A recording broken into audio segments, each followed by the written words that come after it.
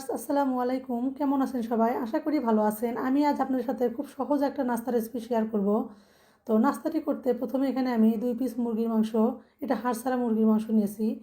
তারপর এখানে দিয়ে দেবো আমি সামান্য লবণ ও হলুদের গুঁড়া, আদা রসুন ও জিরা বাটা দিয়ে পরিমাণ মতো পানি দিয়ে আমি মাংসটা সিদ্ধ করে নেব।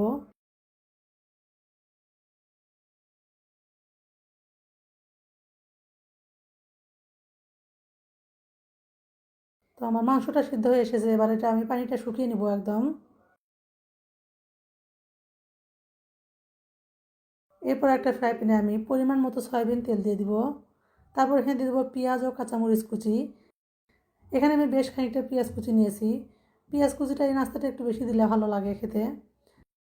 তারপর এখানে দিয়ে দেবো স্বাদ মতো লবণ, সামান্য হলুদের গুঁড়া, ধনিয়া গুঁড়া, কালো গোলমরিচের গুঁড়া, গরম মশলা গুঁড়া, চিলি ফ্লেক্স, আদা রসুন ও জিরা বাটা দিয়ে আমি মশলাটা ভালোভাবে ভেজে নিব এটা।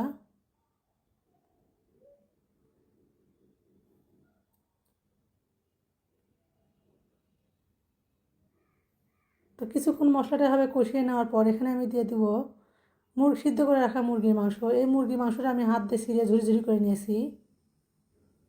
মুরগির মাংসের সঙ্গে এবার মশলাগুলো ভালোভাবে কষিয়ে নিব। তো এভাবে আমি বেশ কিছুক্ষণ এই মুরগির মাংসটা ভেজে নিব। তো মুরগির মাংসটা ভাজা হয়ে গেছে, এবার এটা আমি একপাশে রেখে দেব।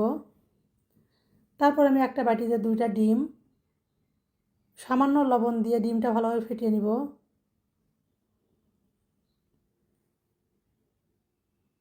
তো আমার ডিম ফেটানো হয়ে গেছে, এবার আমি এখানে 1 পিস পাউরুটি নিয়ে নিব। পাউরুটির উপরে ভেজে রাখা মুরগির মাংসটা দিয়ে দেবো, একদম মাঝখানে দিয়ে দেবো মাংসটা দিয়ে আমি ডিমের মিশ্রণ থেকে চারপাশে আমি এভাবে ডিমের মিশ্রণটা দিয়ে দিব। তারপর উপর থেকে আরেকটা পাউরুটি দিয়ে আমি এভাবে ঢেকে দিব। তারপরে এরকম একটা বাটি দিয়ে আমি মাঝখান থেকে পাউরুটির পিসটা আমি কেটে নিব। আপনারা দেখেই বুঝতে পারতেছেন কীভাবে করতেছি এটা আমি। তারপর আমি চতুর্পাশটা আমি চেপে চেপে ভালোভাবে সিল করে নিব। তারপর আমি এটা ডিমের গোলায় চুবিয়ে ব্রেড ক্রামে কোট করে নিব। তো এভাবে আমি হাত দিয়ে চেপে চেপে সবগুলো নাস্তা কোট করে নিব। এভাবে আপনারা ডিপ ফ্রিজে সংরক্ষণ করে রাখতে পারেন। এরপর একটা ফ্রাই প্যানে পরিমাণ মতো সয়াবিন তেল দিয়ে নাস্তাগুলো আমি মাঝারি আঁচে মুচমুচে করে সুন্দর একটা কালার আসা পর্যন্ত ভেজে নিব। অবশ্যই এখানে মাঝারি আঁচে ভাজতে হবে, না হলে কিন্তু পাউরুটিটা পুড়ে যাবে, খেতেও ভালো লাগবে না। তো এভাবে আমি উল্টে পাল্টে নাস্তাগুলো ভেজে নিব। তো নাস্তাগুলো ভাজা হয়ে গেছে, এবার এগুলো আমি তেল ঝরিয়ে উঠিয়ে নিব। তো কালারটা দেখেই বুঝতে পারতেছেন কতটা সুন্দর ও লোভনীয় হয়েছে, খেতেও কিন্তু অসম্ভব মজা। আপনারা এভাবে একবার ট্রাই করে দেখতে পারেন, আশা করি ভালো লাগবে।